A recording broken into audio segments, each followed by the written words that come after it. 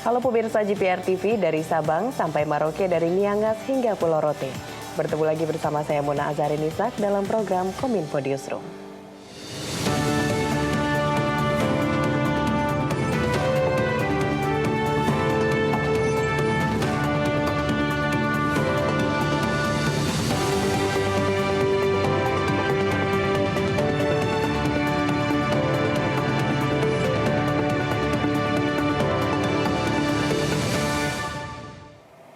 Pemirsa, kita ke informasi pertama. Kementerian Lingkungan Hidup dan Kehutanan mengupayakan adanya percepatan rehabilitasi area bekas tambang yang ditinggalkan atau tidak dilakukan reklamasi dan pemulihan oleh penambang.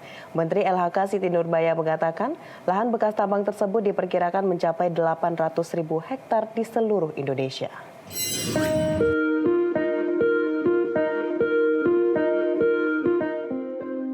Dalam rapat kerja bersama Komisi 4 DPR RI, Menteri Lingkungan Hidup dan Kehutanan Siti Nurbaya mengatakan, saat ini pihaknya tengah mengupayakan percepatan rehabilitasi areal bekas tambang yang diperkirakan mencapai 800.000 hektar di seluruh Indonesia, dengan 300.000 hektar diantaranya merupakan lahan bekas tambang terlantar. Adapun areal dengan lahan bekas tambang terlantar paling banyak berada di Provinsi Bangka Belitung, Kalimantan Timur, Kalimantan Barat, dan Sulawesi Tenggara. Siti Nurbaya menjelaskan mengenai areal bekas tambang, terdapat dana jaminan reklamasi yang harus disediakan pemegang izin usaha pertambangan yang diatur dalam PP nomor 78 tahun 2010 tentang reklamasi dan pasca tambang, serta Permen ESDM nomor 18 tahun 2008 tentang reklamasi dan penutupan tambang. Namun berdasarkan aturan yang berlaku sebelumnya, KLHK menyebut terdapat kesulitan melacak beberapa pemilik tambang yang izinnya dikeluarkan oleh pemerintah daerah. Untuk itu, Kementerian LHK bersama dengan Kementerian ESDM terus mengupayakan percepatan rehabilitasi areal bekas tambang dan meminta Kemenkumham untuk segera melakukan harmonisasi. Keseluruhan di Indonesia ada 800.000 hektar areal tambang yang harus dipulihkan. Dan yang terlantar tuh kira-kira 300.000 hektar. Areal terbesarnya ada di Kaltim, Babel, Kalbar, Sultra. Kemudian terkait dengan hal ini kami sedang mengupayakan, karena ini pekerjaan bersama-sama Kementerian ESDM juga, maka kami sudah dimulai sebetulnya sejak 2017 perintisannya, tetapi diskusinya tidak mudah. Kami sedang meminta lagi kepada Kumham untuk segera dilakukan harmonisasi tentang hal ini. Pemirsa, aksi inspirasi masyarakat adat suku Awiyu Bovendigol dan suku Moy Sorong di depan Mahkamah Agung pada Mei lalu yang menolak konversi hutan adat mendapat perhatian pemerintah. Menteri Lingkungan Hidup dan Kehutanan Siti Nurbaya dalam rapat kerja bersama Komisi 4 DPR menyatakan negara tengah memproses pengembalian status hutan adat dari pihak swasta.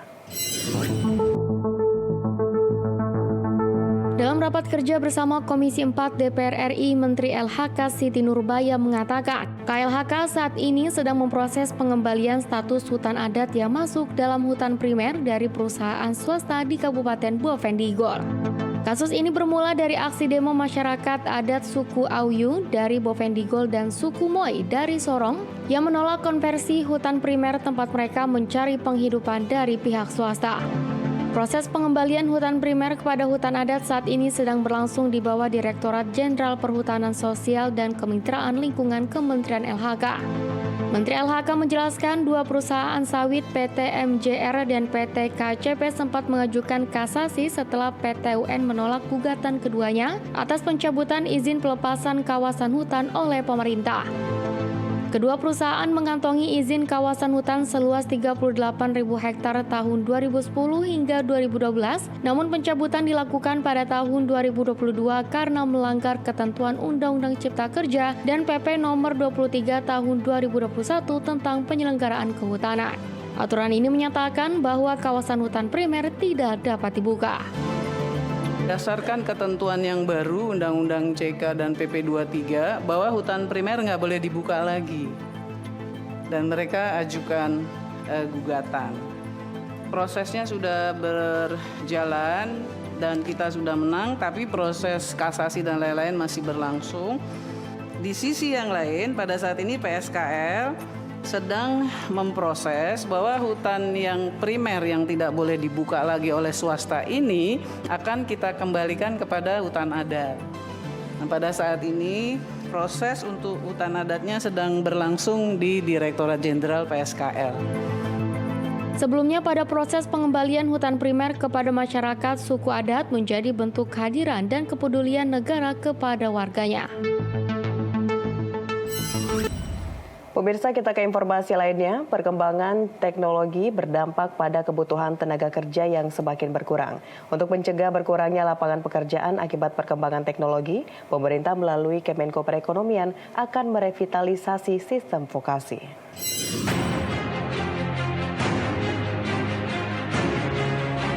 Revitalisasi sistem vokasi menjadi fokus pemerintah mengantisipasi tantangan terhapusnya lapangan pekerjaan akibat perkembangan teknologi. Menurut Asisten Deputi Peningkatan Produktivitas Tenaga Kerja Kementerian Perekonomian Khairul Saleh menyebut, revitalisasi diperlukan karena sistem vokasi menjadi salah satu saran yang paling banyak mempersiapkan tenaga kerja. Revitalisasi vokasi dijalankan mulai dari dialog dengan pelaku usaha untuk memetakan kemampuan dan keterampilan yang dibutuhkan industri saat ini khususnya di bidang digital. Khairul Saleh meyakini kolaborasi dan dialog antara pendidikan dan industri akan membuat penyerapan tenaga kerja lebih tepat sasaran. Ini produktivitas manusia ini yang kita harus telateni di sini, dan di sini berkaitan dengan skill set. Nah, apa saja nih strateginya? Kita mulai dengan merevitalisasi sistem pendidikan kita, utamanya vokasi untuk saat ini. Karena memang dari fitur dari lulusan tenaga kerja kita ini kan saat ini masih banyak yang pendidikan menengah ke bawah ya gitu ya. Jadi SDM-nya masih di level pendidikan menengah ke bawah. Jadi di sini kita fokuskan kepada vokasi karena vokasi ini yang lebih siap kerja gitu. Kementerian Sosial memberikan bantuan operasi katarak bagi 320 warga di Kabupaten Barito Kuala, Kalimantan Selatan. Operasi katarak melibatkan 6 dokter yang dipantau langsung oleh Menteri Sosial.